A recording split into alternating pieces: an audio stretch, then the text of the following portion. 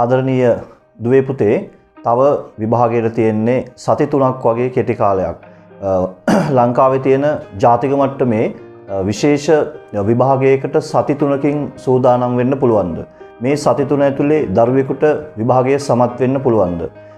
මේ සති 3 ඇතුළත අලුතින් මේ විභාගය වෙනුවෙන් මහන්සි වෙච්ච දරුවෙකුට ඒ තුනක් නැත්නම් ඒ සාමාර්ථ තුනක් කරගෙන විශ්වවිද්‍යාලයට යන්න පුළුවන්ද? මේ වගේ ප්‍රශ්න දැන් අපේ දරුවන්ගේ මනස වැඩ කරන වෙලාවක්. එතකොට උසස් පෙළ විභාගයට ඒ සාමාර්ථ තුනක් කරගෙන විශ්වවිද්‍යාලයට යන්න මුලින් ඉඳන් සැලසුම් කරපු දරුවෙකුට මේ වෙද්දී අවශ්‍ය වෙන්නේ ඒ සඳහා හොඳ ආත්ම විශ්වාසයක් සහ හොඳට තමන්ගේ ශාරීරික සෞඛ්‍ය මානසික සෞඛ්‍ය හොඳින් පවත්වාගෙන තමන් කරගෙන ආපු වැඩපිළිවෙල තවත් විධිමත්ව ක්‍රමවත්ව කරගෙන යාම තමයි මේ මොහොතේ වැදගත් වෙන්නේ.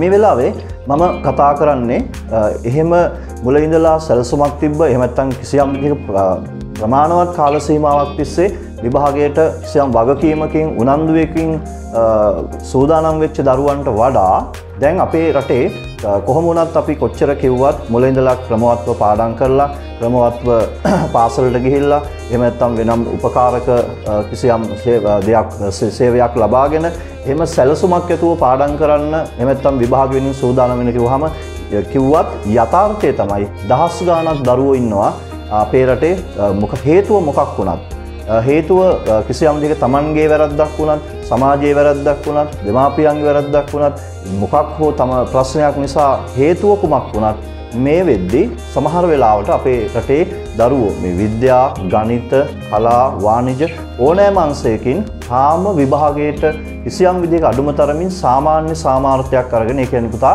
S එකක්වත් අරගෙන පාස් වෙන්න බැරි හෝ එහෙමත් නැත්නම් එයත් අභියෝගයක් වෙලා ඉන්න දරුවෝ ඉන්න පුළුවන්. එතකොට මේ මොහොතේ මම කතා කරන්නේ ගොඩාක් වෙලාවට මෙන්න මේ කාණ්ඩයට අයිති අපේ ආදරණීය දුවල පුතාලා වෙනුවෙන්. අපිට දැන් කොහොම වුණත් අපේ හේතුව කුමක් වුණත් අපි හිතමු ඔබ මේ අවුරුද්දේ උසස් පෙළ විභාගයට මුහුණ දීලා සාමාන්‍ය සාමාර්ථ 3ක්වත් ගත්තොත් විතරයි ඔබට ඊළඟ අවුරුද්දේ ඔබට තිබෙන්නේ ඊළඟ විදිහට එතනින් එහාට කිසියම් දෙයක වෘත්තීමය අවස්ථාවකට යන්න. එහෙමත් නැත්නම් ඔබේ මේ උසස් පෙළ විභාගයේ S3 ඔබට බලපානවා ඔබ බලාපොරොත්තු වන කිසියම් එතනින් එහාට උසස් පාඨමාලාවක් හදාරන්න. එහෙම නැත්නම් ඔබට පිටරට විශ්වවිද්‍යාලයක ඉගෙන ගන්න. එතකොට ඔබ මේ අවුරුද්දේ පවත්වන විභාගයෙන් එක විෂයක් හෝ අසමත් වුණොත් ඔබට වෙන්නේ මොකක්ද? මෙන්න මේ ප්‍රශ්න නිසා දැවෙන හිත් කිසියම් දෙයක මානසිකව කඩා වැටුණු ඇද වැටුණු දරුවෝ ඉන්න පුළුවන්. ඒ නිසා මම ඔබටයි මේ කතා කරන්නේ. ඔබ හිතන්න එපා මේ ජාතික මට්ටමේ අතිශය තරංකාරී විභාගයකින් මේ සති 3කින් දවස් 20 ගානකින් මහන්සි වෙලා ඒ තුනක් ගන්න පුළුවන් කියන එක. ඒක හාස්කමක්. එසේ වෙන්න බැරි නෑ. මොකද හාස්කම් වගේ දේවල් ලෝකෙ සිද්ධ වෙනවා. නමුත් කිසිම සූදානමක් නැතුව පිළිවෙලක් ඇතුව පාඩම් නොකරපු දරුවන් S3කින් ගොඩ දාගන්නේ කොහොමද කියන එක මම පොඩ්ඩක් කියලා දෙන්නම්. ඔබ දන්නවා සමහර ක්‍රීඩා තරඟ පවා තියෙනවා. අපි දුමු ක්‍රිකට් මැච් එකක් ගත්තොත් එහෙම අවසාන පන්දු 2-3ට ලකුණු 12ක් සමහරට පන්දු 3කට ලකුණු 18ක් ලබාගෙන ජයග්‍රහණය කිසියම් විදිහකින් මානසිකව අතෑරලා ඉන්න මොහොතක හැබැයි ධෛර්ය සම්පන්නව තමන්ගේ මනස නියම විදිහට එක්තැන් කරගෙන තමන්ගේ කය නියම විදිහට එක්තැන් කරගෙන වැඩ කළොත් සමහරලාට ඒ වෙලාවේ 6 පහරවල් 3ක් කියලා කළා මැච් එක දිනනවා. සමහරවිට අපි හිතමුකෝ අවසාන දැන් බාස්කට් බෝල් මැච් එක අවසාන තප්පර 3-4 3 පොයින්ට් එකක් දාලා මැච් එක දිනන වෙලාවල් තියෙනවා. හැබැයි මේ මැච් නමුත් විභාගයක් යම් කිසි විදිහකින් මේ වෙලාවේ කළමනාකරණය කළොත් ඔබට දිනන්න පුළුවන් පුතේ. ඒ නිසා උත්සාහය අතාරින්න එපා. ඔබේ අනාගතයේ තිබෙන ඒ අපි හිතමුකෝ කිසියම් දෙයක උසස් පාඨමාලාවට යන්න, කිසියම් වෘත්තීමය පැත්තකට යන්න, පිටරට අධ්‍යාපනයට යන්න ඔබට S3 ඕනනම් අඩුම තරමින් මේ දවස් 20 ගණන නැත්නම් මේ සති 3ක වගේ කාලය හොඳින් ප්‍රයෝජන ගත්තොත් ඔබට පුළුවන් ඒක අනිවාර්යයෙන්ම ජයග්‍රහණය කරන්න. ඒ නිසා මම විශේෂයෙන්ම උසස් පෙළ සිංහල ප්‍රශ්න පත්‍රයට මුහුණ දෙන දරුවන්ට මම කිසියම් විදිහින් ඔබට උපදේශ මාලාවක් දෙනවා. ඒ උපදේශ මාලාව අනුව ඔබ කටයුතු කළොත් ඔබ අසමත් වෙන්නේ නැහැ දරුවනේ. ඉස්සෙල්ලාම අපේ මේ සියලු දේවල් සිද්ධ වෙන්නේ පුතේ අපේ තිබෙන එකක් තමයි මනස, මයින්ඩ් කියන එක.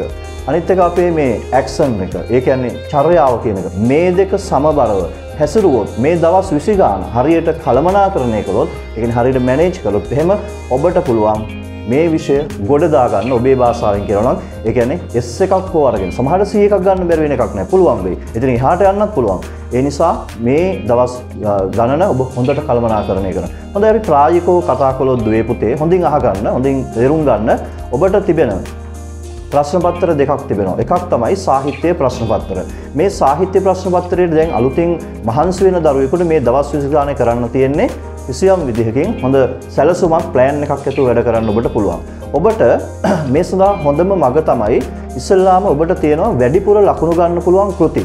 ඒ තමයි නූතන පද්‍ය සංග්‍රහය එකක්. නූතන පද්‍ය සංග්‍රහයේ ඔබට තිබෙන කවි රසවින්දනය සඳහා අනිවාර්යයෙන්ම ප්‍රශ්න පත්‍රයේ මුද්‍රණය කරලා රසවින්දනයක් ලැබෙනවා. ඒ නිසා හැබැයි තවත් තියෙනවා ඔබට ලකුණු 15ක විචාර ප්‍රශ්නය තෝරගන්නත් පුළුවන්. එතකොට මේ දෙකෙන්ම ඔබට ලකුණු 12යි රසවින්දනයේට ඒත් එක්කම ඔබට ලකුණු ලැබෙනවා 15ක් විචාර ප්‍රශ්නයට ලකුණු 27ක් ලබා ගන්න පුළුවන් පුතේ. ඒකට 27ක් කියලා කියන්නේ තවත් ලකුණු කීපයක් තමයි සාමාන්‍ය සාමාර්ථ කියන ලකුණු 40ක් වගේ දක්වා වර්ධනය කරගන්න තියෙන තවත් ලකුණු කීපයක්. ඒ නිසා විභාගයට කිසියම් විදිහක සැලසුමක් ඇතුව වැඩ කරන දරුවෙක් නූතන පද්‍ය සංග්‍රහය කියන කෘතිය අතහරින්න එපා.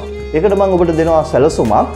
මේ කවි ටික සියල්ල කවියක් කියවනවා කියන එක මහා ලොකු දෙයක් නෙවෙයි, මහා ලොකු අමාරු වැඩක් නෙවෙයි. හොඳින් කියවන්න. මුල සිට අගට හැම කවි පන්තියක්ම එක කවි පන්තියක් කියවන්න යන්නේ ඔබට විනාඩි 5ක් වගේ කාලයක්. මේක 3-4 වතාවක් පුළුවන් නම් 10-12 වතාවක් මේ නූතන පද්‍ය සංග්‍රහයේ කවි ටික කියවන්න.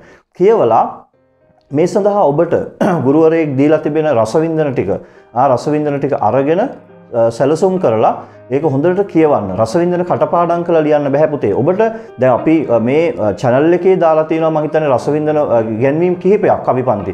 හොඳට ඒක අධ්‍යයනය කරන්න. හොඳින් අහන්න. ඒකට දීලා තියෙන සටහන හොඳට එකතු කරගෙන කියවන්න. එතකොට මේ රසවින්දනයක් ලියන පිළිවෙල, රසවින්දනයක් ලියන විදිහ, ඒ තේමාව විස්තර කරමින් කාව්‍යාලංකාව විස්තර කරන විදිහ අල්ලගන්න. අන්න ඒ විදිහට නූතන පද්‍ය සංග්‍රහයේ රසවින්දන හැකියාව තාම යම් තාක් දුරට පුතේ වැඩි කරගන්න. හොඳම රසවින්දනයක් නොලියුණත් ඔබ අතින් ලකුණු කිහිපයක් හෝ ගන්න පුළුවන් රසවින්දනයක් ලියන්න පුළුවන්. ඒ නිසා මුකුත් නොලිය ඉන්නවට වඩා දන්න දේ හරියට ලියන එක මම හිතනවා යම් ප්‍රතිඵලයක් ඔබට අවසාන මොහොතේ හොය ලැබෙයි.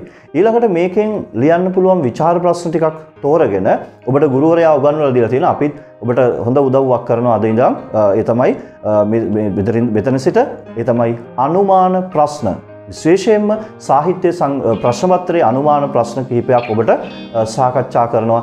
ඒ අපි හිතමු අනුමාන ප්‍රශ්න අපි 10ක් සාකච්ඡා කළොත් ඒකෙන් පුතේ 2-3ක් ඒ විදිහටම හෝ එහෙමත් නැත්නම් වචන පොඩ්ඩක් එහෙම වෙලා ඒ අදහසම එන ප්‍රශ්න එන්න පුළුවන්. ඒක අපි මේ ඉතිහාසය දක්වා කරපු දේ මම හිතන්නේ මේ අවුරුද්දේ ඒ දේ නොවෙන්න තරම් ඔබ අවාසනාවන්ත වෙන එකක් නෑ. නිසා විශ්වාසය තබන්න මේ channel එකෙන් ඒ උදව්ව ගන්න. එතකොට ඔබ කරන්න ඕනේ නූතන පද්‍ය සංග්‍රහයේ රසවින්දන ටිකට සූදානම් වෙනවා.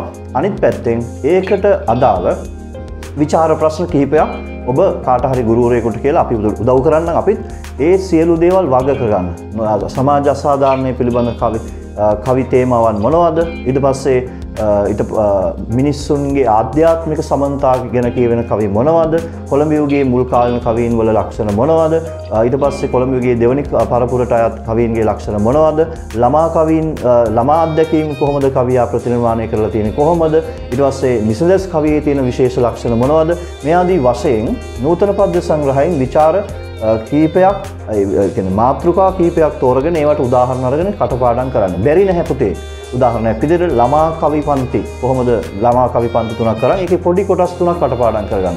සමාජ අසාධාරණය පිළිබඳව කියවෙන කවි පන්ති 3ක් කරගෙන පොඩි කොටස් 3ක් කටපාඩම් කරගන්න. ඊළඟට මේ නිසදස් කාව්‍යයේ තියෙන විශේෂ ලක්ෂණ විශේෂයෙන් මේවා තිබෙන රූපකාර්ථවත් යදුම් දාර්ශනික අර්ථ නිර්මාණය වෙන කාරණා ඒවා කටපාඩම් කරලා උපුටා ගන්න. ඒ ටික හදා ගන්න. එතකොට පුතේ ඔබට ලකුණු 27ක විභාග වටිනාකමක් ඒ සියලු දෙයින් ලැබෙනවා. ඊට පස්සේ ඔබ තෝරගන්න තවත් නිර්මාණ කෘති 3ක්. අපි හිතමු ඔබට ලේසියෙන් කරන්න පුළුවන් නිර්මාණ කෘති කිහිපයක් අරගන්න. දැන් සද්ධර්ම රත්නාවලිය ගත්තොත් කතාවස්තු දෙකයි තියෙන්නේ. එතකොට ඔබට කුණ්ඩලකේශී කතාවස්තුව කෙටි එකක්. එතකොට ඒකෙන් වැඩිපුර උදාහරණ දාලා මට්ට කුණ්ඩලී කතාවස්තුව ඔබට මේ මොහොතේ ටිකක් සංකීර්ණයි වගේනවා. ඒකෙන් උදාහරණ යම් ප්‍රමාණයක් දාලා හොඳ උත්තරයක් ලියා ගන්න බැරි නැහැ. ඔබ ඉස්සෙල්ලාම කරන්න ඕනේ මේ කුණ්ඩලකේශී කතාව 7-8 පාරක් කියවන්න. ලොකු කාලයක් යන්නේ. ඊට පස්සේ පුතේ ඔයගොල්ලන්ගේ දැන් මේ දක්වා එක්රැස් කරගත්තු සටහන් ඇති. එහෙම නැත්නම් ගුරුවරයෙක්ගේ මඟ පෙන්වීම ඇතුලේ අපිත් ඒ දේ උදව් කරන්න ඔබට පුළුවන් ඒකේ තියෙන භාෂා ලක්ෂණ වෙනම ලියා ගන්න. ඒක චක්‍රය වගේ කටපාඩම් කරන්න පුළුවන්. මහා ලොකු දීර්ඝේව නැහැ. ඊට පස්සේ කුණ්ඩලකේශීගේ චරිතය හැඟීම්බර තරුණියකගේ ඉඳලා ඊට පස්සේ රහත් භික්ෂුණියක දක්වා යන ගමන් මඟ කිසියම් විදියකින් ලකුණු කරගන්න. ඒවැයෙන් කියවෙන උද්ෘත. එතන ඒ අවස්ථාව සංකීර්ණත්වයේ කියවෙන උද්ෘතය මාක් කරගන්න. හැඟීම්බර තරුණියක් මරන්නගෙන හොරෙකුට ප්‍රේම කරනවා. එයාව විවාහ කරගන්නවා. එයාට సౌందర్యාත්මකව සලකනවා. ඒ සොරාගේ හොර හිත අඳුන ගන්නවා. ඊට පස්සේ ක්‍රමානුකූලව එයා හොරාව මරලා දාලා තමන් ආධ්‍යාත්මික විමුක්තිය ලබා ගන්නවා. බුදුන් වහන්සේගේ ශාසනයට ඇතුළු වෙනවා. රහත් භාවයට පත් වෙනවා. මෙන්න මේ කාරණා ටික කියවෙන තැන් 3-4ක් උපුටා ගන්න. භාෂා ලක්ෂණ වෙනම ගන්න පුතේ. දැන් කරන්න තියෙන්නේ ඒ වගේ දෙයක් තමයි. තමන් කරන දේ ගැන විශ්වාසය තිබිලා තමන්ට ආශිර්වාදය ලැබේවා කියලා මෙන්න මේ විදිහට කරුණු ගොනු කරගන්න. ඊට පස්සේ ඔබ තව කෘතියක් තෝරගන්න ඔබට පුළුවන්. විශේෂ අපි හිතමු බැද්දේගම නවකතාව. බැද්දේගම නවකතාව ඉතාම රසවත් නවකතාවක්. ඒ වගේම ඔබට පුළුවන් ඒක හොඳට 3-4 අඩුම තරමේ එකපාරක් කියවන්න. මේ මොහොත පුළුවන් නම් කියවලා ඔබ ඒකේ භාෂා ලක්ෂණ මොනවද? ඒකට උදාහරණ වගුගත කරගන්න. උදාහරණ 3-4ක් කටපාඩම් කරගන්න. ඊට පස්සේ ඒකේ චරිත නිරූපණයේදී සිළුඳුගේ චරිතය, කුංචිමණිකාගේ චරිතය වගේ ප්‍රධාන චරිතවල ලක්ෂණ වෙනම ලියන්න. ලියලා කටපාඩම් කරන්න. ඒත් එක්කම බැද්දේගම නවකතාවෙන් මේ මිනිස්සු ගෙවන අනුවේදනීය ජීවිතය පිළිබඳව කියවෙන ඒකට හේතු වන සමාජ කාරණා, ඒකට පේරන පාරිසරික කාරණා, ඒකට හේතු වන ඔවුන්ගේ නූගත්කම් කියවෙන කොටස් 5ක් හෝ 3ක් අපි 3ක් කියලා අරගෙන උපුටලා අරගෙන කටපාඩම් කරන්න. ඒ විදිහට ප්‍රශ්න 5කට එතනින් සූදානම් වෙන්න. ඒකම ඔබට තව කෘතියක් බැද්දේගම නවකතාව ඔබට කරන්න පුළුවන්. ඒතකොට මේ තනි කෘතියක් තෝරගන්න. කෙටි කතා සංග්‍රහ වගේ එකක්. ඔබට දැන් ටිකක් මම කියන්නේ ඒක හොඳට හදාලා නැති කෙනෙකුට කරන්න අමාරු වෙයි. ඒක හැබැයි හොඳට කරපු ළමයෙකුට ඒක ලේසි කෘතියක්. අපි හිතමු ප්‍රේමතෝ ජායති සෝකෝ. ඒ නාට්‍යයක අහන ප්‍රශ්න කීපයක් තියෙනවා. නාට්‍යෝචිත අවස්ථා. ඊළඟට චරිත නිරූපණය. මේ ප්‍රේමය පිළිබඳව මේ උද්දාල බමුණා සිත තුළ ගොඩනැගෙන සංකීර්ණත්වය. ඒ වගේ තෝරගත්තු ප්‍රශ්න කීපයකට උදාහරණ කඩදාසියකට ගන්න පුතේ. එතකොට කඩදාසි 4ක් ගන්න. අපි හිතමු හාෆ් ෂීට් 4ක් අරගෙන ඔබ මම කියපු විදිහට අර ඒ එක පොත් වලින් එන්න පුළුවන් ප්‍රශ්න වලට අදාළ උදාහරණ උද්දෘත පාඩ ලියලා නිතර චක්‍රයේ දරුවෙක් පාඩම් කරන්න කුඩා දරුවෙක් ඒ වගේ පාඩම් කරන්න. පැය 24න් පැය 15ක් මේ වෙනකොට ඔබ අනිවාර්යයෙන්ම අධ්‍යාපන කටයුතු සඳහා පාසලේ වෙන්න පුළුවන්, උපකාරක පන්තියක වෙන්න පුළුවන්, එහෙමත් නැත්නම් ඔබ තනිව ගෙදර ඉඳන් පාඩම් කරන්න පුළුවන්. මේ විදිහට සැලසුම් කළොත් ඔබට අනිවාර්යයෙන්ම සිංහල සාහිත්‍ය ප්‍රශ්න පත්‍රය ඔබ කියන භාෂාවෙන් ගොඩ දා ගන්න පුළුවන්. ඊළඟට අපි යමු ව්‍යාකරණ ප්‍රශ්න පත්‍රයට. ව්‍යාකරණ ප්‍රශ්න පත්‍රයේ පුතේ ඔබ O level සමත් වෙලා පන්තියට ආවේ. ලකුණු 50ක් තියෙන්නේ ඔබ දන්න දේවල් වලින්. වාක්‍ය රචනය, ඊට පස්සේ සාරාංශකරණය සහ අර්ථ අවබෝධය. එතකොට මේ කොටස් ටික ඔබට අනිවාර්යයෙන්ම ලබා ගන්න පුළුවන්. ඒවා හොඳට සැලසුම් කරන්න.